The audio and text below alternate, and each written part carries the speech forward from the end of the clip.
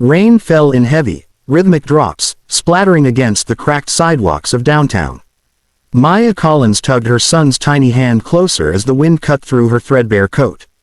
Her umbrella had broken days ago, and her shoes were soaked through, but she kept walking, one step after another, because stopping meant giving up, and she refused to do that. "Mommy, my hands are cold," little Eli whimpered, his voice trembling. "I know, sweetheart," she said softly, her voice warm despite the chill. "We'll be inside soon. They have soup today, hot soup." The glow of St. Hope's community kitchen came into view, a flicker of light and laughter in the gray drizzle of her world. The handwritten sign on the door read, "Everyone welcome," and for Maya, it meant everything. Inside, warmth and the smell of fresh bread wrapped around her like a hug. The clatter of dishes, the hum of voices, and the soft strumming of a guitar from one of the volunteers made the place feel almost magical. Maya exhaled, her shoulders sagging in relief. She helped Eli out of his wet jacket and led him toward an empty table near the corner. It wasn't always like this. There was a time when she wore pressed blouses and pencil skirts, when she laughed with coworkers over coffee breaks. But after her husband's betrayal, walking out with their savings and leaving her pregnant, everything crumbled.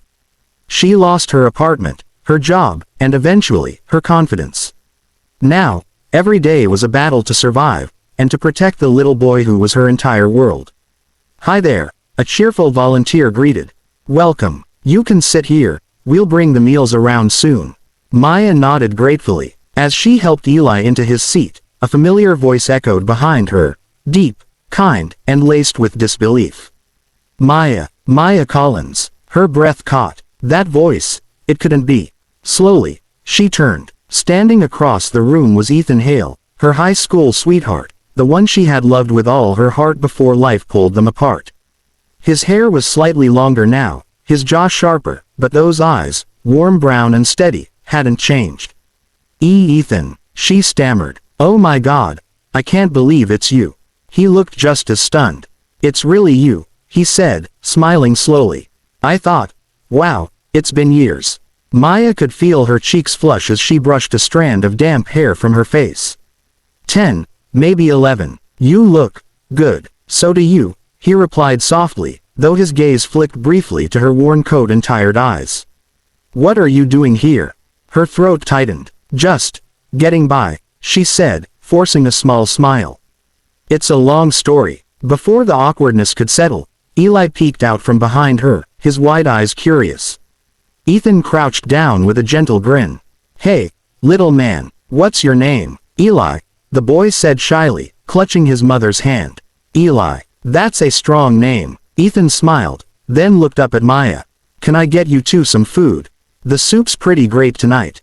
"Thank you," she murmured, her voice catching somewhere between gratitude and embarrassment. As Ethan walked toward the counter, Maya watched him, how he spoke easily with the other volunteers, how they seemed to respect him. He wasn't just helping, he belonged here. She sighed, looking down at her trembling hands. Once upon a time, they had dreamed together, about college, travel, building something meaningful. She had imagined growing old with him. But life had a cruel sense of humor, and somewhere along the way, she had lost everything that once made her feel whole. Ethan returned moments later, carrying 2 steaming bowls and a piece of bread for Eli. "Careful, it's hot," he warned gently. "Eat slowly." "Thank you," Maya whispered. As Eli began eating, Ethan sat beside her, just for a moment. "It's really good to see you again, Maya," he said quietly. She forced a smile, trying to ignore the lump forming in her throat. "You too, Ethan. I didn't expect to find anyone I knew here." He studied her for a long moment, eyes soft with something unspoken. "Maybe there's a reason you did." Maya looked away, unable to meet his gaze. She didn't want him to see the exhaustion, the sadness she tried so hard to hide. And she certainly didn't know that the man sitting beside her wasn't just another volunteer. He was the anonymous donor who funded Street Hope's Kitchen, the reason hundreds of struggling families like hers could eat each night. The days that followed turned into weeks, and for the first time in a long while, Maya Collins began to feel something she hadn't felt in years: stability. Every evening, after finding temporary shelter at the Women's Center, she'd take Eli by the hand and walk to St. Hope's community kitchen. It wasn't just about the free meals anymore.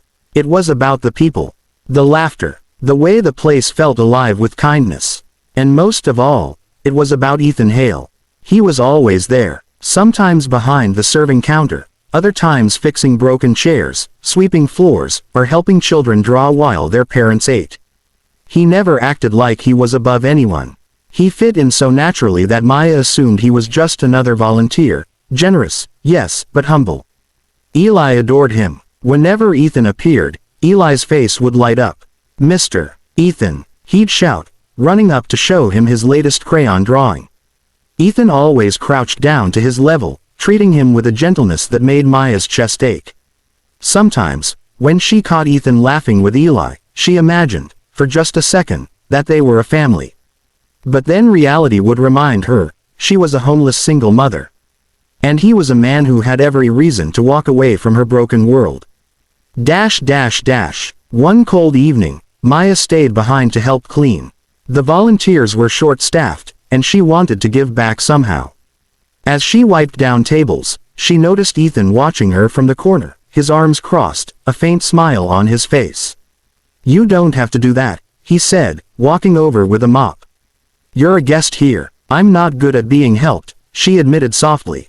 "Feels better to do something useful." Ethan nodded, then took the mop from her hand. "Then help me by sitting for 5 minutes. You look exhausted." She opened her mouth to argue, but the warmth in his tone disarmed her. With a sigh, she sat by the window, watching the rain streak down the glass. The world outside looked blurry and cold, but inside the kitchen, there was light. After a moment, Ethan joined her with 2 mugs of cocoa.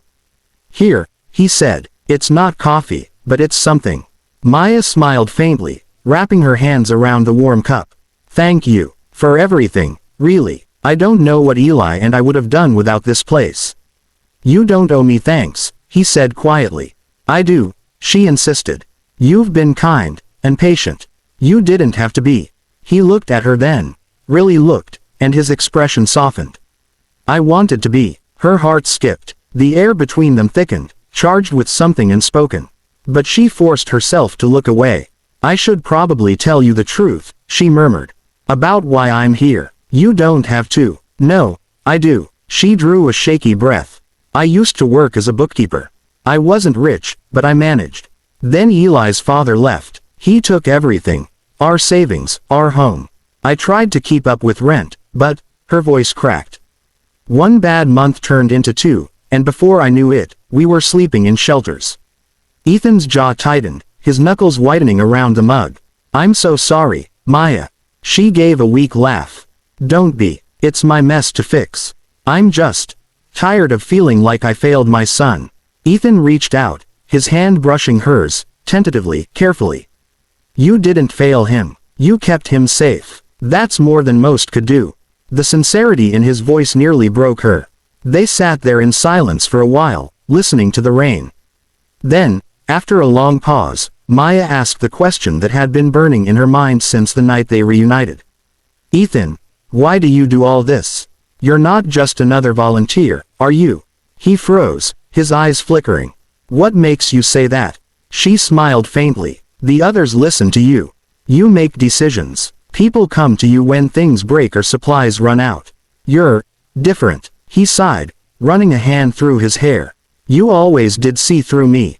"Ethan," she whispered, "tell me the truth." He hesitated for a long moment before finally saying it. "I built this place, Maya." Her breath caught. "You, what?" "I started Street Hopes 3 years ago. After my parents passed, I inherited more money than I knew what to do with. I didn't want to build another business. I wanted to build something that mattered. So I opened this kitchen. It's my way of giving back." Maya blinked, stunned. "You've been funding this entire place." He nodded slowly, watching her reaction. "Yeah, but I didn't tell you because I didn't want you to think I saw you as a project. I just wanted you to feel safe." Tears welled in her eyes before she could stop them. "All this time, you were the reason Eli and I had somewhere to go." He reached out again, brushing a tear from her cheek. "You were the reason I started doing this, Maya." She frowned through her tears. "Me?" Back in high school, he said softly, you used to give your lunch to that kid everyone ignored. You volunteered at every fundraiser, even when no one else cared. You taught me what compassion looked like. I wanted to be that kind of person. I wanted to be worthy of the girl I loved. The words hit her like a wave, unexpected, overwhelming, beautiful. Maya let out a trembling breath. Ethan, I don't know what to say. Say you'll let me help you, he whispered. Not because I pity you, but because I still care. She looked up at him, her vision blurred with tears. You never stopped caring, did you? He smiled sadly. Not for a single day. In that quiet kitchen, with the hum of rain against the windows and the smell of soup still lingering in the air, something inside Maya began to heal. Maybe fate had a strange way of bringing broken hearts back together. Maybe, after all the pain, this was her second chance. Not just at survival, but at love. But Ethan didn't want her to know. Not yet. He wanted her to see him first. The same boy who once loved her under the summer sky, and who had never stopped thinking about her since.